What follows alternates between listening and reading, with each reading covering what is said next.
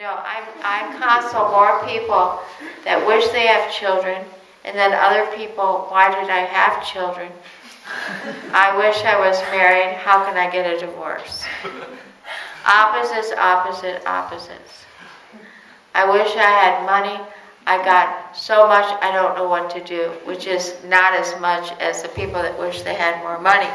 But I watch more troubled souls who are trust fund babies, who have inherited so much money it makes them crazy. So it just seems so much that we don't have, we think that if we do have it, life will be better. When one is enlightened, whether they live in a cave or they're a king in a castle, it's all perfect. And then if they don't have the castle, or they have to get out of the cave and live in the castle, that's fine too, because they don't have any earthly identity. They know they're in the world, but they're not of the world.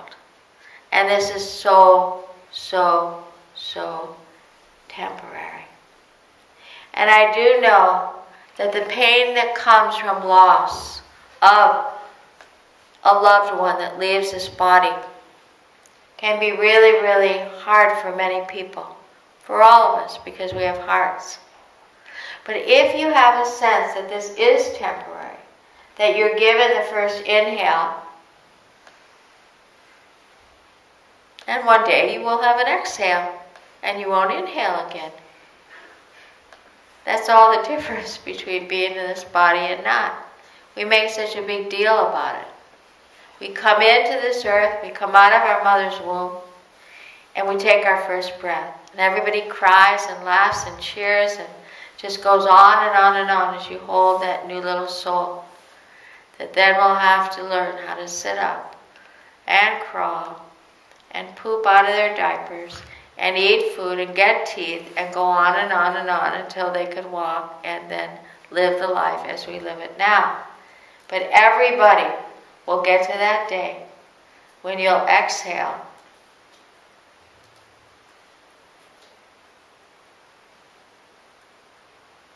and you won't inhale. And that's all that it is. And we never know what it is either, do we? And yet we spend so much time planning, hoping. I can use the word, I don't know if it's German, kvetching. I know it's a Jewish word, but I don't know if it's a Jewish-German word or what. But we fuss all the time, don't we? We fuss to this, that, the other thing. And then maybe when we're ready to start living, we take our last breath. So what to do?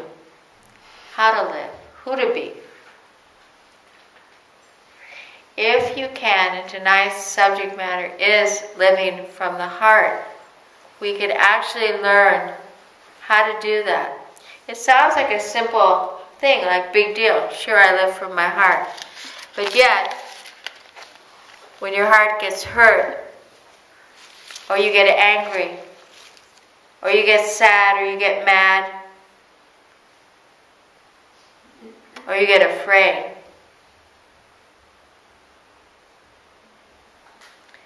it all goes away. That's the difference between us and one who's enlightened. Because no matter what happens, it doesn't mean they don't cry. Because I saw Yogi Bhajan sad a lot. I saw him cry. I saw him laugh so hard he cried.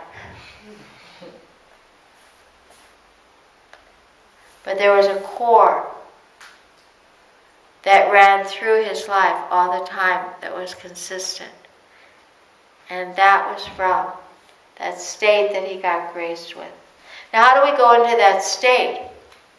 When we first started our practice in 1970, and we moved into ashrams, we walked around. We were such little nuts. We were really nuts at that time. We were all between about 17 and 24, and we kind of left home. We'd been hippies. We weren't going to let anybody tell us. We were rebels. We were like little crazy kids. But we would start the Kundalini Yoga. We did it with fever. We just did it for hours. We worked hard. We got up at sometimes 3 in the morning. We did our meditations. We were on it. And then we started walking. Then we started teaching. And then we started walking around saying that we plan to be enlightened this lifetime. Kind of like we were the doers. Well, we really didn't know very much. We were new kids on the block. And so we would walk around and say, yeah, I plan to be enlightened this lifetime. I'm doing my meditations. We were so very, very funny then. I can imagine if any wise people had come to see how we were. But we just thought if we just planned it, like made a list to do, we would then be enlightened. I do this and this and this, and therefore I will be. I'm becoming a vegetarian. I'm not doing this, that. And then you start understanding as the years go on. And as you live longer and longer, it's by grace. It's by grace that you are who you are. It's by grace that you're sitting. It's by grace you're cancer-free. It's by grace that you can meditate. It's by grace you can get up every morning. It's by His grace, Creator's grace, that we're all sitting here. Because all of us could be in the pub right now just getting drunk.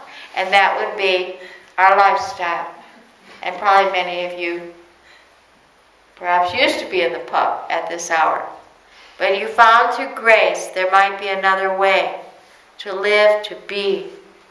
There might be a more peaceful way, a more healthy way, a more energized way. Maybe you came from deep depression. Maybe you lost parents to depression. This country went through a lot. This city went through a lot. Maybe you had losses through suicide in your family. Maybe even you might have attempted it. Or had diseases that now you've gotten well. So you're sitting here. Then how can you say, I'm sitting here and that other guy is an alcoholic in the pub? He's not doing anything. He's just full of it. He doesn't work hard. He doesn't do his yoga. It's grace. And so in that grace is where we can live from our hearts. Grace holds no space for judgment, for discrimination. You see the God in all. You say if you don't see God in all, then you don't see God at all. It's easy to love. That was easy to love. Little babies, cute little puppies, little lambs, little birds flying, spring blooms, the peonies are so beautiful, the flowers so beautiful. But what about things that are maybe not of that easy nature to love, like people? I often thought, one time Yogi Bhajan said to me, because I'm not the way that I used to be. I've changed a lot, thank God. I would hope this practice of 40 years would help to evolve any human being, whether it's you or me. He knew how much I love flowers and how much I love plants, and I could actually hear them, and I can still. If they're hurting, if they're dry, if they need sun, you just know it. You walk into a doctor's office and you see he's got a plant over there, and oh my God, it doesn't want to be there. It needs more sun, or it's too much sun, and they haven't watered and they haven't taken care of it.